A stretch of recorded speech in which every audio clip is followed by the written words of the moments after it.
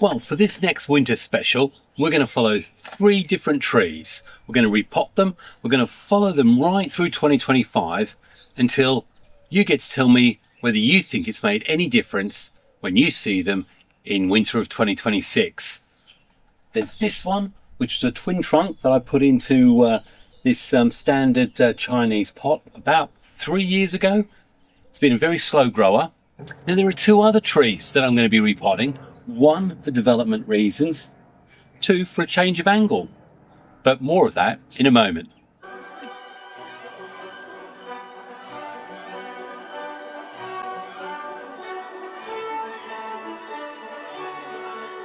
Hi, Ed Saviour. Welcome to my bonsai retreat. The sun is beaming down. We're in the, I think we're about the 5th or 6th of April in 2025. And I've got 3, well, I've actually got 5 trees I want to repot. And what I really want to do is show you how repotting a little bit later doesn't make a big impact, really, on your trees. A lot of the professionals continue to repot right through that first few weeks of spring, especially with the maples when the leaves are already opened up. So first of all, we'll be looking at this this mother-daughter larch, as I say, which I planted some time ago. I think both of these trees may actually be part of the original batch that was purchased in 2002 as saplings. Got a lovely corky bark, and this year is probably the first year where I've got so much growth at the top. Some of you may say, well, Zav, leave it. Well, if it's healthy and it's a larch, then that is probably going to be plated full of roots. I may not go to town with it, but part of me is wondering what happens if I just put it in maybe to the angle of a slightly bigger rectangular pot, spread those roots more around, and perhaps even find a way of having a feature rock with it. Now, the second one we're going to be looking at is this Trident Maple. Originally a batch that I bought in 2017. It is your standard, what you'd call a cheap import. In other words, there's lots of imperfections on it. I had a bit of a dilemma because I tried to do a thread graft here and I mucked it up because inadvertently and unbeknownst to myself, I'd actually knocked a few more buds off than I thought when I tried to put it through the thread graft hole. I could go for it again, but what I decided at the time, was to actually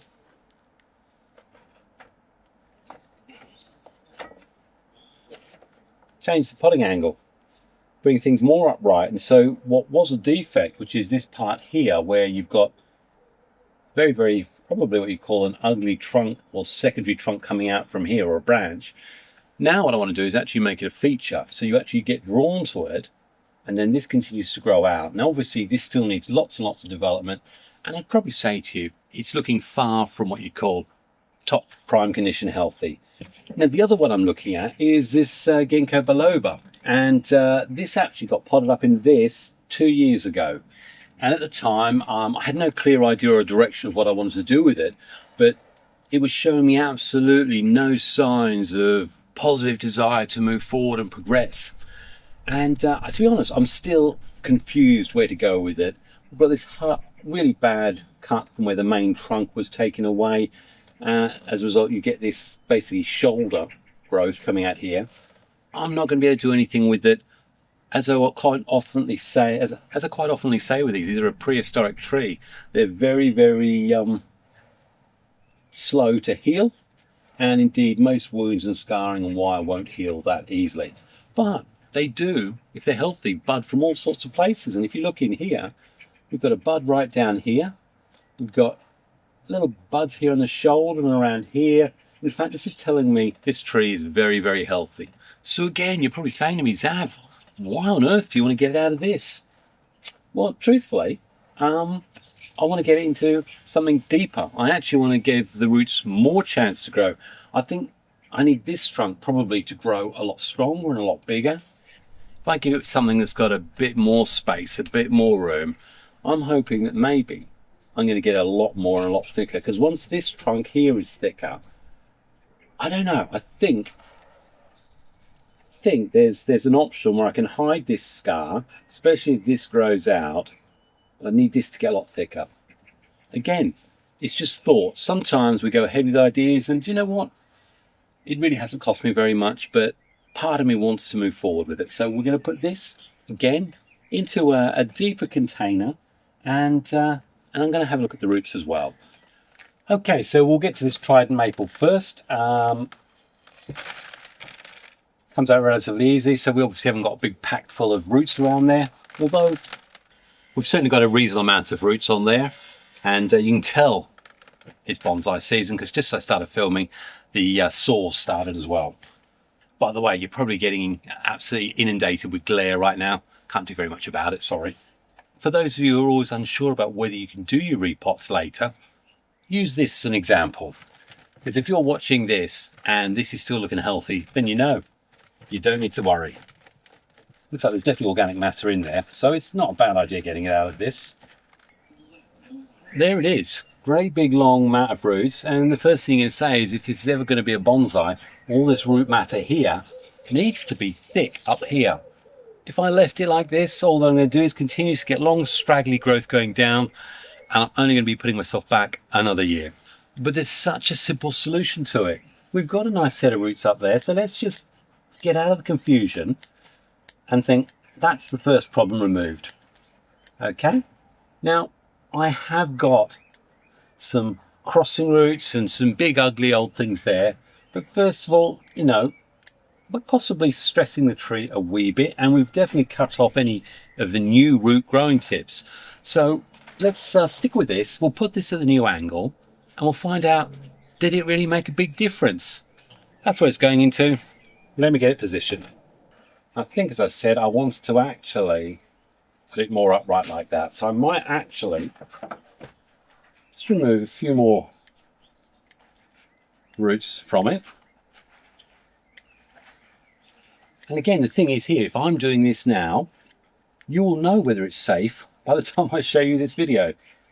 Certainly if I have a sad face, you'll know it wasn't.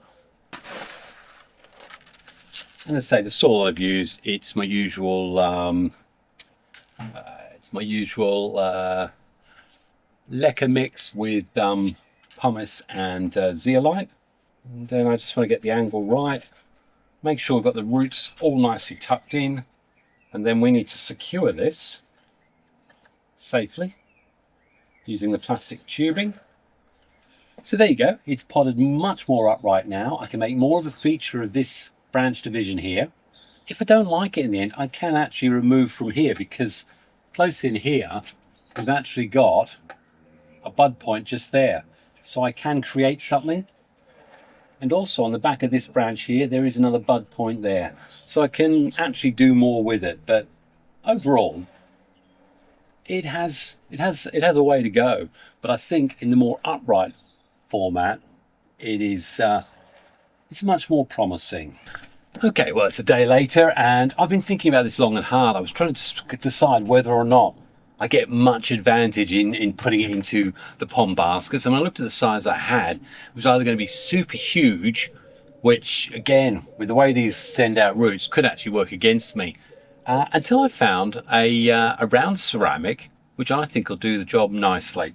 First of all, should we have a look and see just how much root growth we've had in 2 years? So we'll get rid of all this and we'll have a look and see what the roots are like in a sec, shall we? Okay, well, had a little bit of a tease around, and we've actually got quite a nice spread. There's not a lot of central roots, which means that I did the initial stuff right. We've got a few of these coming out, but truthfully, quite like those going down. I'm not going to take off very much. Probably just got this one at the end here, but I want more roots from here. Really, it's just about bringing it back. And of course, as I keep saying, the whole advantage of bringing it back is not only do you bring the roots in the direction you want them, but you also encourage the roots to then subdivide from that point closer in. And at some point, there probably even be a decision about whether this root goes. But that's certainly not a decision for today, although this little one here, that can definitely go. So this is the pot I'm going to use. One of many that I picked up from Sabin Nurseries at a very, very good price. Not sure we can get them anymore, but nice and sturdy, deep, but still bonsai enough that I don't feel like I'm taking it too far a step backwards as I develop it. All I need to do is offer it up. And as I say, there's no particular front to this, but we have got some nice diagrams there, so I suggested to have that at the back. So we'll do something along those lines, I think. I just want to make sure that there's a good reason why this front's probably not as good, because of this great big root. So if I was looking at it, that root is going to have to go eventually, there's no doubt about it. I suppose, I mean, we got a bud somewhere there, but that will do that. I may well be able to do something with that. Once it forms a collar, I could possibly take it down further, but for now, I think I'm just going to dig this in, and I think the long-term solution is that root is going to get removed. So there it is. Yeah, I can see something here. That needs to go a lot thicker. I can see it going off that way, and to be fair, the front angle, this works better. This whole part works better. So yeah, we'll see how much growth we get and how much thicker it gets in 12 months. Right, that leaves us to the bit we've all wanted to see. What am I going to do with that mother and daughter Japanese larch? Still haven't fully decided on the pot. I think I'll wait and see what the roots are like first. You've obviously already seen this. This is the mother and daughter, and loads and loads and loads of cones opening up. I do want to remove some of these downward ones, but we'll do that at a later stage. He says doing it. It's going to be very tightly packed in there. I'm going to get it out of this, and I'm going to surprise you with how it looks in just a few moments. So we're going to go from this to this. I went on about putting it into a great big ceramic, and was going to put rocks around it and everything. And in the end, I picked a pot. I think it's much more imposing. It's got the lovely feet on it, and it gives this a sense of standalone majesty. And I like it. I can't decide actually now whether that was the front, or indeed we're going to have all this. And I think very bare there. I think, do you know what? Truthfully, probably in times to come, unless I can thread graft some branches lower down, that will stay the back, or it'll become part of a 3-tree group. At the moment, I'm going to put the front there. I might need to just do a little bit of pruning around it, but truthfully, I think that's absolutely brilliant. And again, there's some of you saying, Zav, what were the roots like? Well, I'm not going to let you down. Let's take a step back 10 minutes and have a look exactly what this did actually create. I've kept the top relatively close together, but if we go underneath and have a look, we've got a lot of weeds there. We've got a few long straggly roots, but this is part of the issue I was having with it. With a larch, I want those roots to be really generating, and I think in that pot, to be fair, it was probably a bit shallow for it, and there probably wasn't enough interesting soil elements. Is that another way of saying fertilizer? But it was definitely tightly packed, so I don't think you're getting that much drainage through it or transfer of water and oxygen. So I'm just going to be taking off a few of these.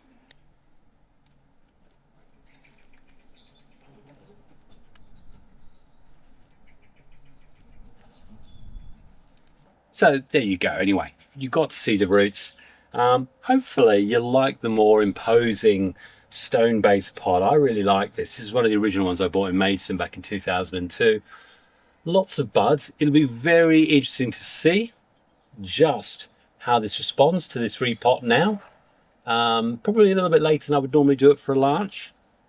So next time you'll see me is probably post-flush hardened pruning sometime around the end of May, beginning of June. Grab a coffee, see you in a minute. Well, it's now the 14th of August. It's going to be 32 degrees today, and we're going through our 4th week, so to speak, of little heat wave flushes. And do you know what? It's fantastic, very unusual for us, and so much so that I thought I'd celebrate by wearing my red check tablecloth, especially for you while we update on all these trees that you've just seen through the spring. Truthfully, I haven't had a massive outpouring or flush of growth. You know, I have got some things up here that I can pull back. All of the buds themselves look healthy, but we haven't had massive extension. And, you know, truthfully, that happens. I have every confidence that if I wait, continue to fertilise this, look after it, that next year we'll probably see that flush of growth. So what can I do now? Well, I'm happy that this is all healthy. Really what I need to do is control areas where I've got multiple buds growing, certainly higher up the tree. I want to pull that back in and hopefully see something growing here. So let's do a little bit of pruning on just some of these. I'll take you through one or two and then I'll show you when I've finished. I mean, look at this one. It's creating a second pad line, and granted, I think what I'll end up doing is wiring it straighter, but all of the buds on this are going to be pointing out this way and going across the front of the tree. So I'll have a look and see if I've got any buds in the right direction, create a new pad level. Probably I've got one that's pointing here. I'll go for that one and get rid of the upward one. And I'm just going to go around now and basically pruning back to buds so that I know those shoots go in the direction I want them. And by doing that sort of cutting, I'm very loosely creating a triangular lozenge shape, which is just the basis that I want for that to be a realistic and useful functional branch. And there we go. And it's probably difficult for you to see there, but I've absolutely thinned right out all the different pads, helped to give them some definition.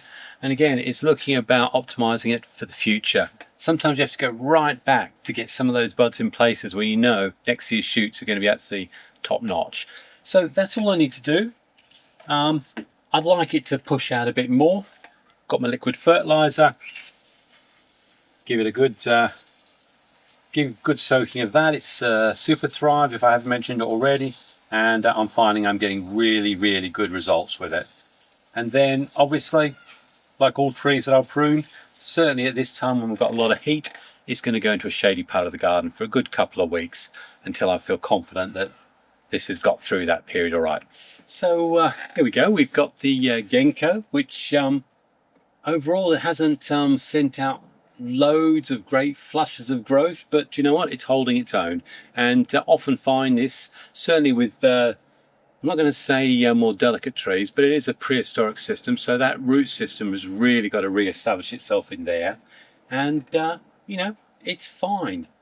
Probably the one thing I would say is that looking at the leaves on this, they've got some spotting on them, but they've definitely got they're a weaker sort of feel. They feel like they would when they're getting ready to drop, and they've got a yellowy look to them. And often I'll find that with these, that's a sign where we might need a bit of sequestered iron.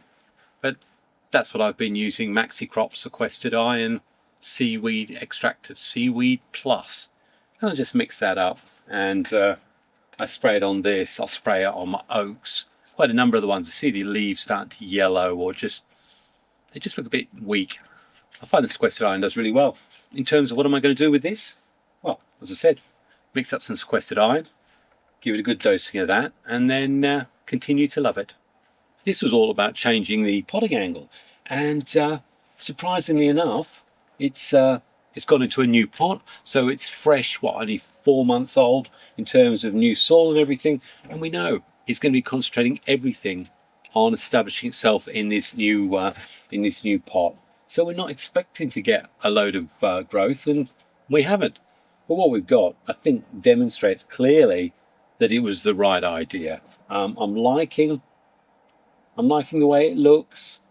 This is such an interesting division of branches. I like it. I'm not that bothered about pruning because, as I say, at the moment there's just not that much leaf mass on there. There's sufficient for a tree that is just going through the stage of settling into its new environment. So I'll move a little bit. No sign of disease or anything like that. Going around, it seems fairly stable in the pod itself. As I say, a little bit of browning off on some of these leaves, but I think that creates quite an interesting silhouette. I tell you what, the sun is absolutely cooking my skin at the moment, which is probably quite funny because I imagine right now it's freezing cold and January? Don't know. So would you believe it? It's the 28th of January 2026 and apart from today, it's been throwing it with rain. It's going to throw it with rain all week and a big sort of, I'm thinking of you for all those out in North America there who are sort of well deep in snow. I can't even imagine what those conditions are like, but you know what? It's the time. Hey, for many of us in 2 to 3 weeks, we're going to start practically looking at repotting. Certainly through into the end of February, into March. And what a wonderful time it is. But you know what? Bit of advice. Don't get sucker punched, because certainly here in Grantham, we get that sudden early March frost, which, well, as you can see from what you've already seen, often makes it better for me to wait until mid-March, even heading into April. So, you know what? I'm sitting here looking at this triple trunk Zelkova that many of you have seen me working over the last 2 to 3 years. Got it from Tony, God rest his soul. And this will feature in a repot in some point in March. As well, this beautiful Katsura, one of 2 air layers, which was taken off a 6-foot tree. I sort of indicated in a video not long ago that I've got plans for a couple of cuttings that have done well. And it's all to do with this tree here. Again, seeing me doing some root graftings and indeed potentially creating a 3rd trunk. That's going to be happening in probably late February. But you know what? Let's have a look and see what those 3 trees are looking like now. Definitely haven't got leaves on them though. So first of all, it's the Trident Maple that we did the change in potting angle for.